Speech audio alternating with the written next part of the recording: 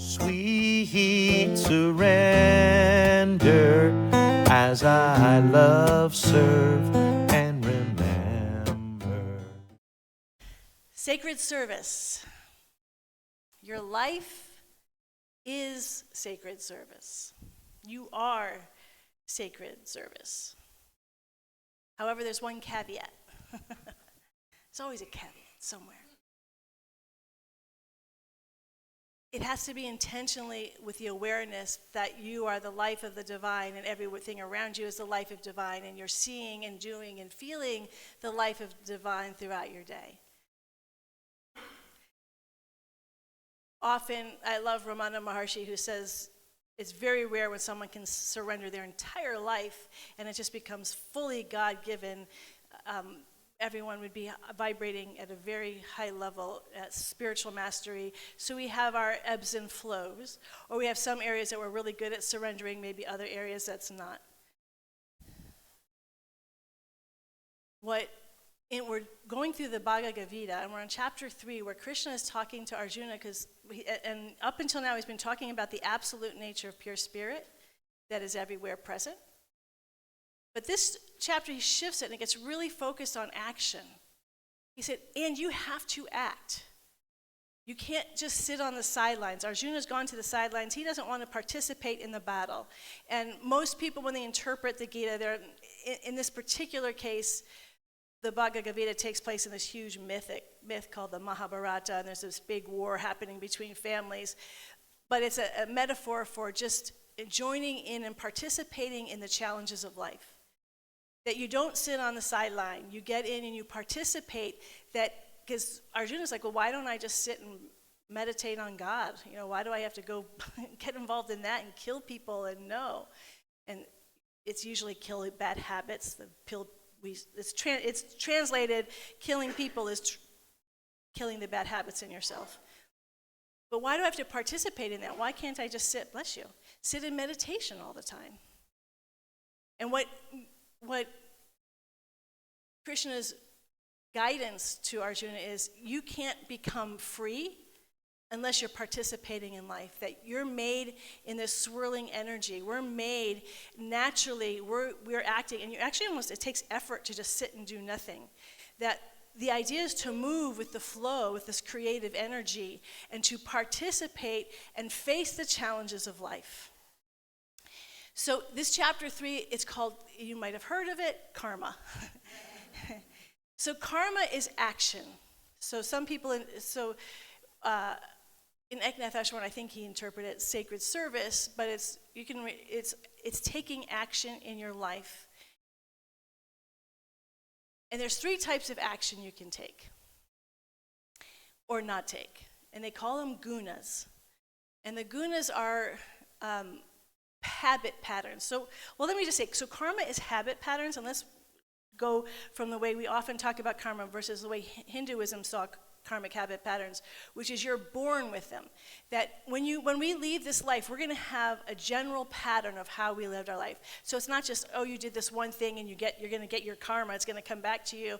It's more a whole lifetime of karmic patterns. And when you leave the planet, this is their belief, is that if you have these unhealed karmic patterns, habit patterns, those habit patterns are going to pull you back to this earth. And you're going to end up reliving until you get free of these habit patterns, limiting habit patterns. We all have habit patterns. The idea is limiting habit patterns because they attract you back. And so the intention in Hindu theology is to break free, to become free of those limiting habit patterns. So when you leave here, you leave free. You're not attached, you're not holding on, you're not resisting, you don't have this magnetic energy. So the patterns are something that they spend a lot of time working on, habit patterns. And so the gunas, the 3 gunas, are about the generalized habit patterns that we can lead our life with, and leave with. So there's sattvic, rajasic, I had to look that one up, that was hard to pronounce, and tamasic. Sattvic is the highest. That's where you're in alignment with the divine. You're out, you're serving, you're working for this through principle out into the world, and you're consciously doing it, not just in work, but just in life with relationships, community, as a world citizen. The next one is sattvic, or rajasic. And rajasic is actually highly energized. It's a lot of activity. You're participating and you're doing a lot of stuff. A lot of it can be towards material, taking care of material needs, taking care of relationships, and you might be run by a lot of the to-dos of your work or the things you need to do for your family, but you're very active. So it's active, but not necessarily in alignment or aware of the God consciousness behind it. So you're doing it maybe for your own internal needs to be met. The last one is tamasic, and that's essentially inertia, where you're just not really doing anything. There's just this sort of dead energy. It could be apathy. You can be apathetic towards things, and you're just not moving. And so that's the lowest. And one of the things I thought, when I read this with Yogananda, he said, you always want to be at least at the rajasic level. You want to be moving. Because he said, when you have the inertia, if that's your main pattern, we have all of them, but you have a predominant one. And so you can reflect this week, where are you predominantly coming from, and where are the areas that could use work. So we might have some areas that we're just, I don't care, and you're apathetic about what's happening in the sports world. Everyone's different. But what he said is if you want to change it, it's easier to go from the rajasic, where you're moving. If it's in the wrong direction, then you can just switch directions. He said it's much harder to be inert, to not be doing much of anything, to get the energy going. So even if you're doing the wrong thing, he said, do it. Just keep doing it, because that's better than doing nothing at all. So tamasic is the lowest energy. Rajasic is when we're just doing stuff, and because we have goals and we have ambitions and we have things that you have to do to survive. You have to participate in this world. But the highest level is sattvic, where we're doing it intentionally for the life of God. So when we have these patterns, when we look at our life, the intention of all spiritual teaching is to be conscious that we're doing it through this presence of the divine moving through and as us. And if we want to shift habit patterns, we can. There's two ways to look at this and how we want to shift our habit patterns. One is, I don't want that pattern anymore, and I'm going to change it. So an example of that would be Gandhi. The being oppressed by the British government in his own country was no longer acceptable.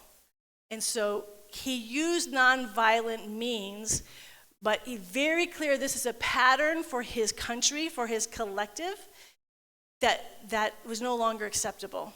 And so everything he did was to change that pattern. And we have that with people with health. I always think of Wilma Rudolph, who had polio. I think I've told the story before. She's like the 21st child her parents had. They lived, a black woman who lived outside Nashville in the 30s, didn't have a lot of care, medical care, but her mom learned exercises, and so she did these exercises every single day, and she was supposed to be on crutches for the rest of her life, but she just, on her own, her mom couldn't do it over time, it was too hard, but she did it every day.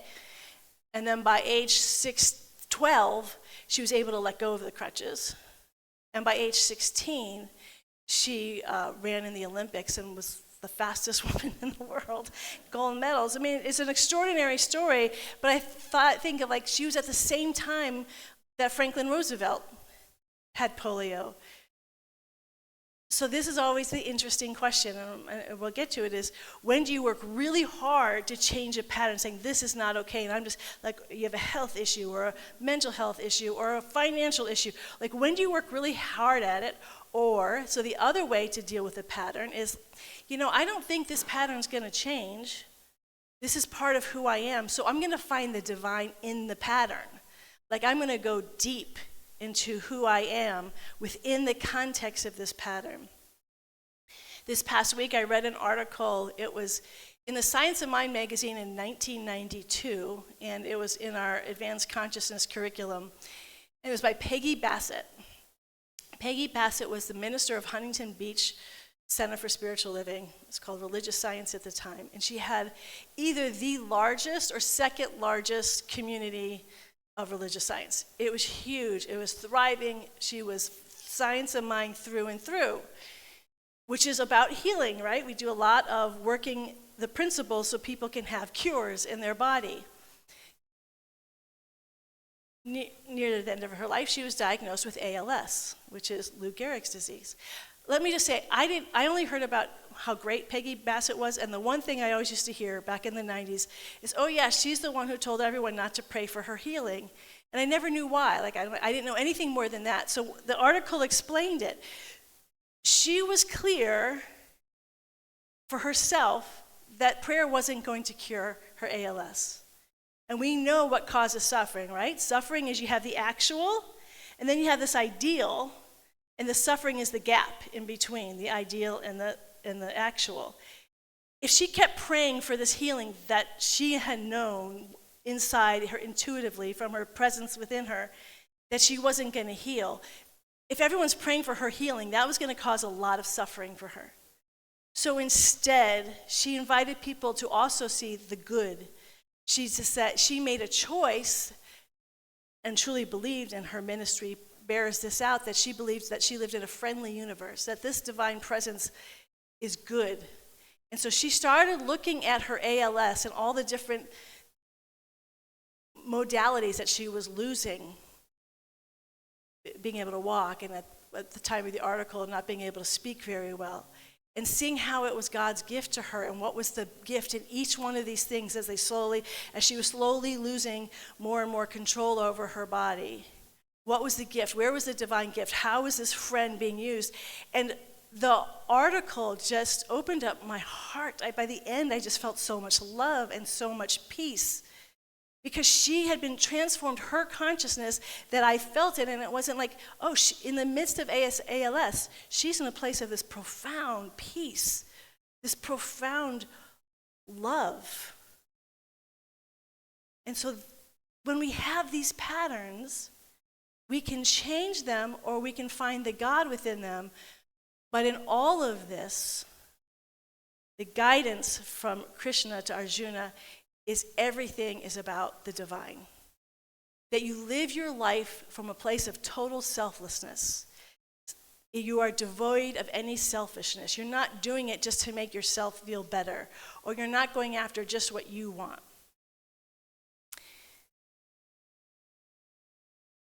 What we know is that often when we're selfless, we can get exhausted and worn out. A lot of people who have needs, and there's a lot to be given, and we can get exhausted because we feel like, oh, I'm not taking care of myself now. I'm taking care of everybody else. I got nothing left.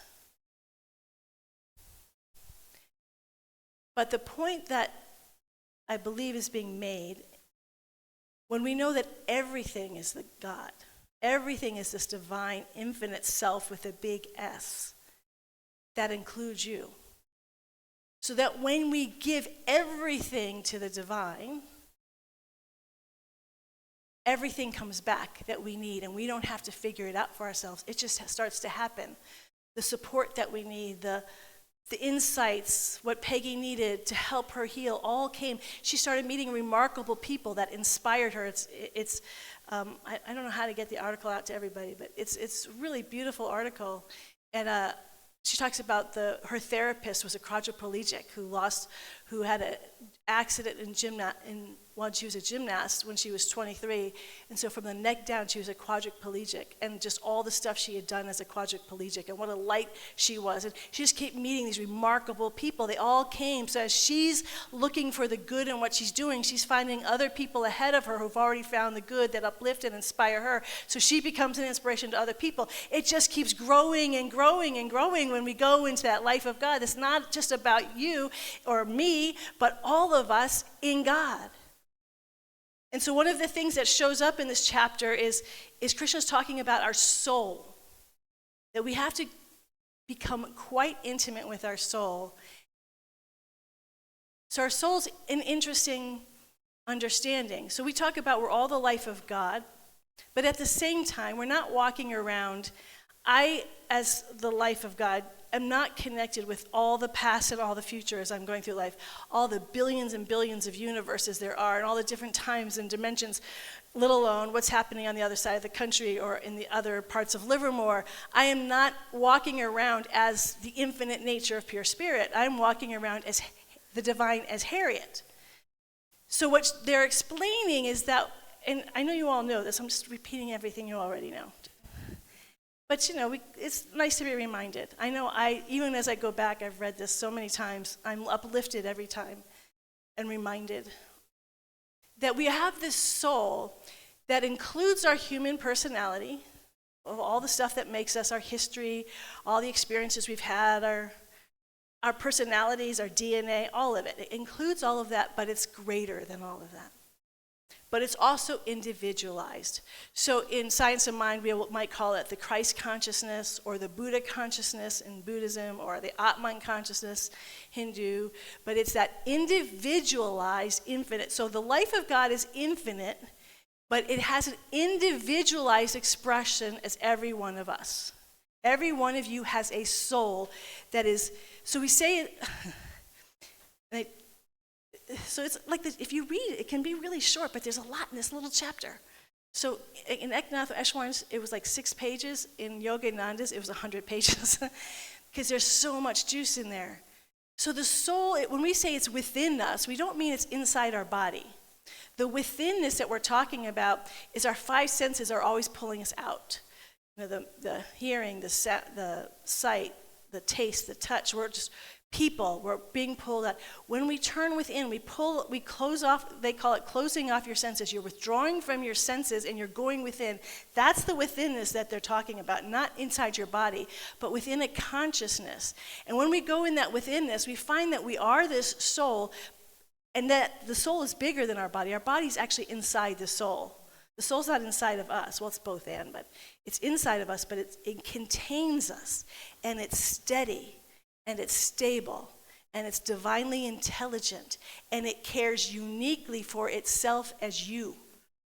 And that's the place that this Krishna say, that's what you want to connect with. Because that's the part that's going to continue to guide you and feed you every step of the way. That's going to say, this is for your highest good to do this. It's not for your good. So when you say, well, do I really work to cure this, or do I just accept what it is? Connect with your soul.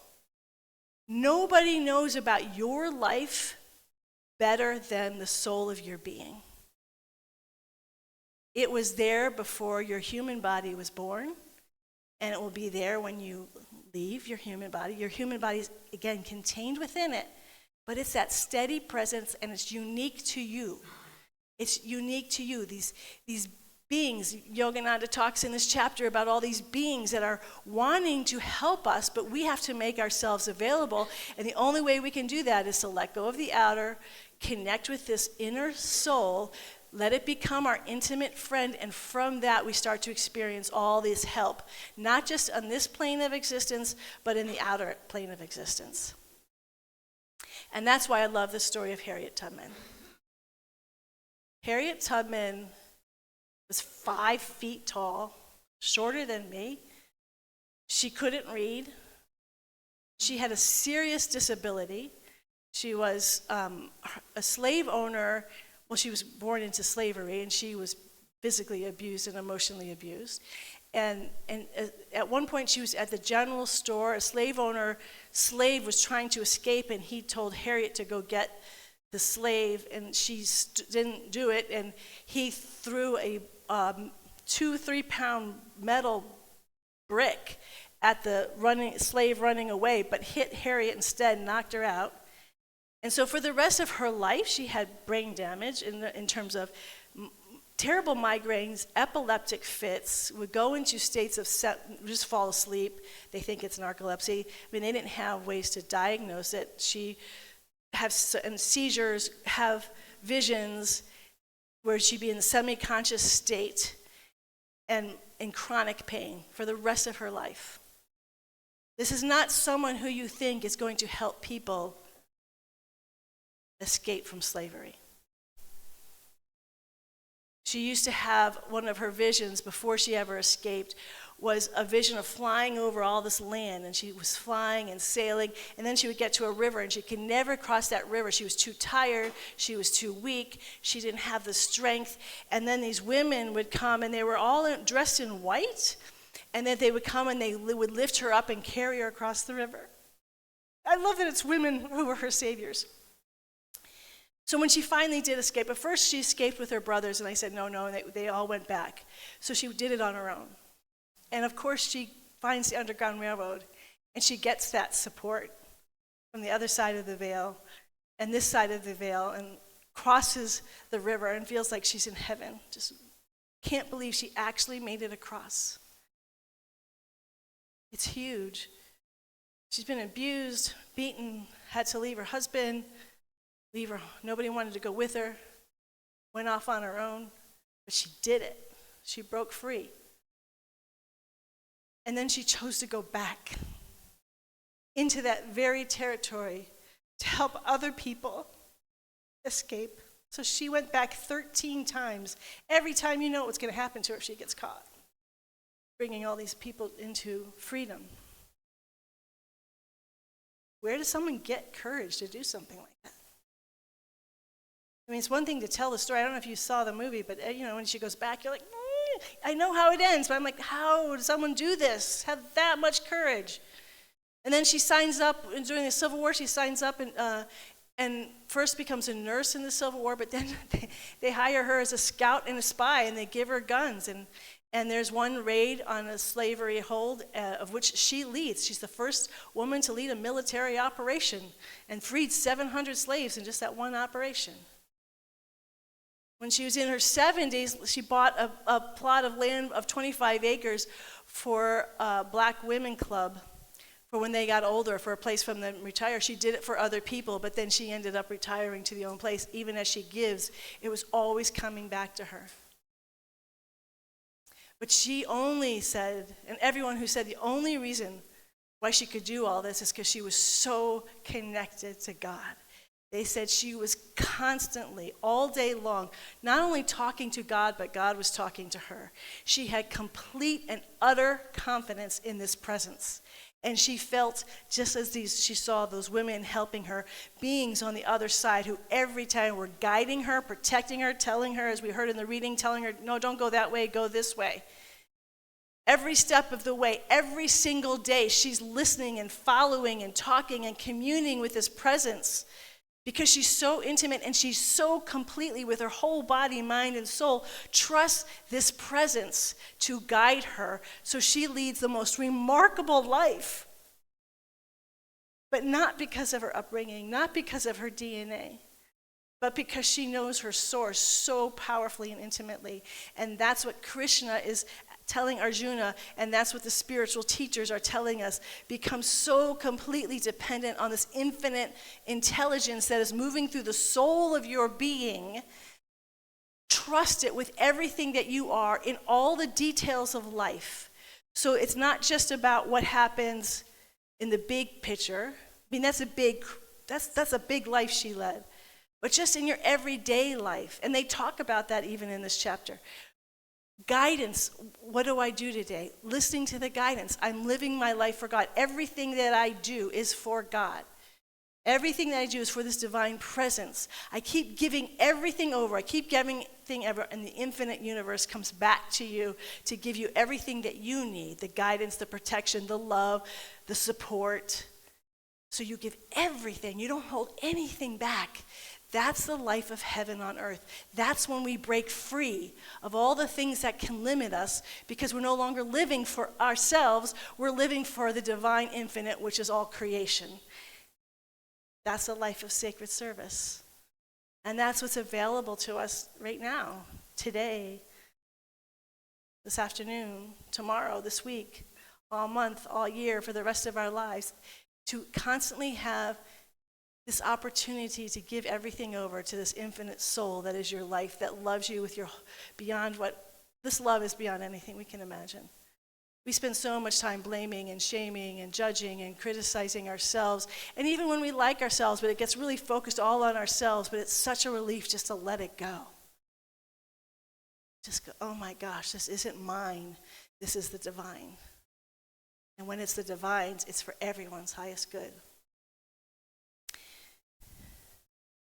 We have this wonderful opportunity today in the town hall, but not just in the town hall, the future of the Lighthouse.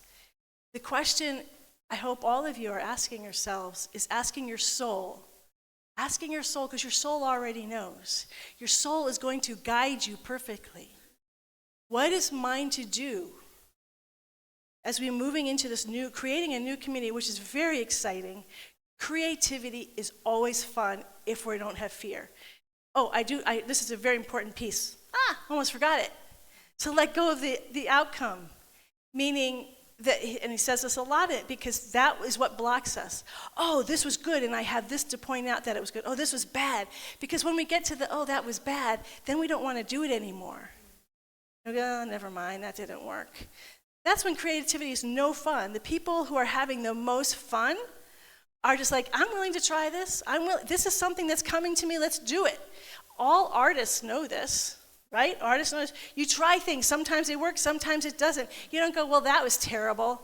I guess I shouldn't sing anymore. I guess I shouldn't paint anymore. I shouldn't create anymore. I shouldn't make any more movies. That got panning reviewers are so harsh. I talk about athletes. They are raked over the coals after a game. Every little thing they do, they should have done this, they should have done that. Oh, that was really great. And then they put you on a pedestal, and then they tear you down. You know, we all know that. You may experience that at work. They're so good, but do you ever have bad days? Do you quit? No, because when you give it all to God, the good and the bad, it's not about you. Again, that goes back to the selflessness. I'll give you a very quick example. A friend was visiting me in Cleveland, and I was invited to a family event with family I didn't know very well. And so I was feeling, I still have my little shy, introverted side, so I'm like, And she's like, let's just go. And the only reason why we're at this party today is be used. Let's just ask Divine to use us, and we don't know how. We're just going to be used. So we went to the party, and we ended up getting into a discussion with this young woman who's in all sorts of anxiety and trouble, and we just started talking with her, and then, this is some of the principles that we teach that might help you, and she happens to live in Denver. There's a big church there called Mile High. You might want to check it out. And she liked the conversation with enough. She checked it out, loved it, and became a full-on engaged member at Mile High. So on the one hand, that made the party joyful because we got to be used, right? When you're used, it feels great. But it's not something we did. It was something moving through us. That's taking your hands off of it. It's not, because sometimes you give advice to people and they don't follow it, or they don't care, or they're indifferent. You don't go, well, then I'll never want to be used again. Why am I going to be of service? Because it's not about us. We're just the willing vehicles in saying, yes, we'll put it out there. They can take it. They can leave it. Any minister knows this. I have received many wonderful comments, and I'm grateful for that. And I'm not saying this just for me, but for anyone who's been in public speaking, or in all different jobs. This is just the one I know. It's just as many people who don't like what I say. I know that. People come, they come once, they come twice, they never come back again. I've had, over my 25 years, probably way more people who've come and haven't come back than people who come and stay. Any minute, like they say, the statistic that I heard 20 years ago is that 75% of ministers quit within the first 5 years, pulpit ministers. And I can say in my graduating class, that was true. And I think there's a sense of people are shocked. They want to help people, and then they get a lot of people don't like what they're doing. You can't, and I'm just using that as my role, but I know you all know this in the roles that you have, right? That you can't decide how people are going to feel about you. But you can say, I'm here to be used by the divine, and I give to the divine. I give it to the divine. It's not up to me. And that's over and over what you're going to hear when we go through the Gita is let go of the attachment to whatever you do. You're just here to give it to God. Everything, the good and the bad, I give it to God. And that's when you're free. This all comes back to when we're living sacred service, when we're living from this divine selflessness that takes care of itself as you, but is not just about you, but about the divine presence that is everything. We become free. Our life becomes freer, more joyful, more alive, more creative, more curious, because we're free. And so all of that to say, as we're going into this town hall and we're looking at what's next, let us do it from a place of, let's be here for what does this divine presence want? What does it want the soul of me wants, and how can I be that vehicle and do it from freedom? Like, is this going to work? I don't know if this is going to work. Should it work? Let all that go. I'm here for the divine presence. We're here to be used by God, as we sing at the beginning of service. Use me, oh God. I give it all to you. I release and I let it go. I am here for God. I am here for this divine, infinite love intelligence that is infused in me, in you, in all beings. Use me, use us. Let us be that voice and find the creative intelligence moving through us in ways we can't even begin to imagine, and create new pieces of work of art, new homes called the Lighthouse that might look completely different or might look the same. I don't know, but the Spirit knows. And so my invitation for all of us, well, I have to step a little bit out, all of you, I like saying us better, but you, is to say, what are we creating? And isn't this fun? Isn't this so fun to be in this creative potential? To see what the divine presence, because it's always good. It is always good.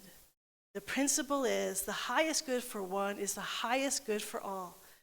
Spirit's not going to say, well, I've guided Harriet to do this, but screw all those people at the Lighthouse. No, it has to be the highest good for all, the highest joy for everybody. That is how the universe works. It is everything, and when we give it to God, it can work out for the good of everyone, but we have to come with open hearts, open minds, open souls, free to allow the Spirit to use all of us. You are sacred service. Let's pray.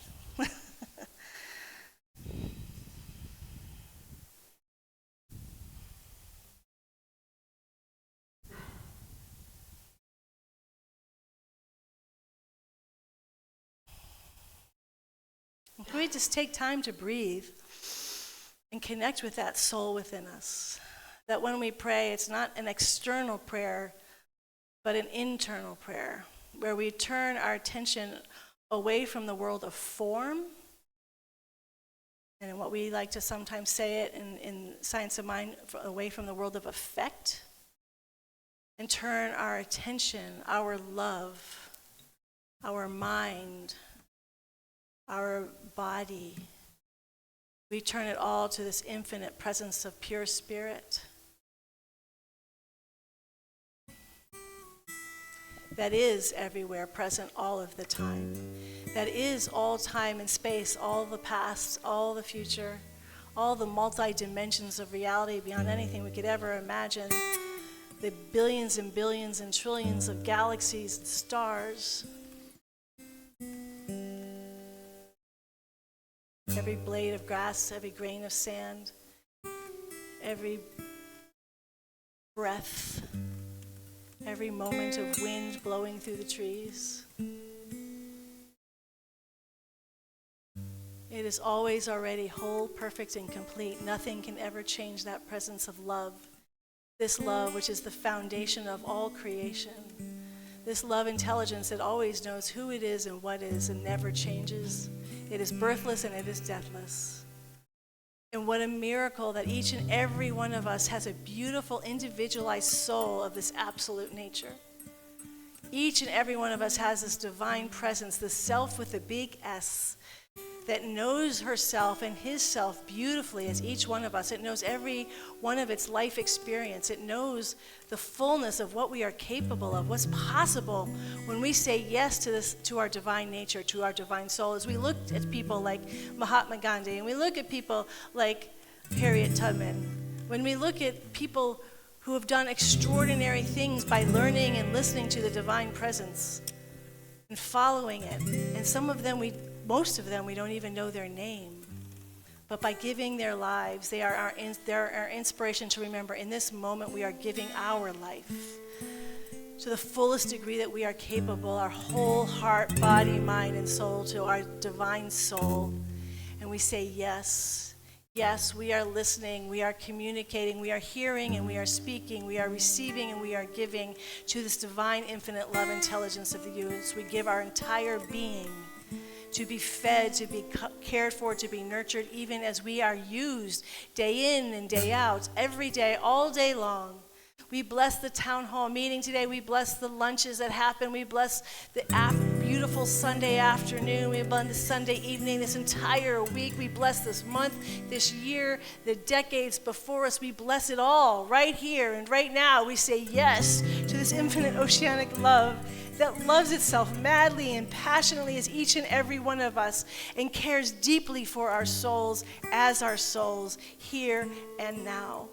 Something amazing and beautiful and wonderful is being co-created in this moment. The infinite universe is delighting in this wonderful new opportunity to create and to create fresh and new through each and every one of us, for the beauty and the magnificence of pure spirit showing up as this beautiful Lighthouse community, in person, online.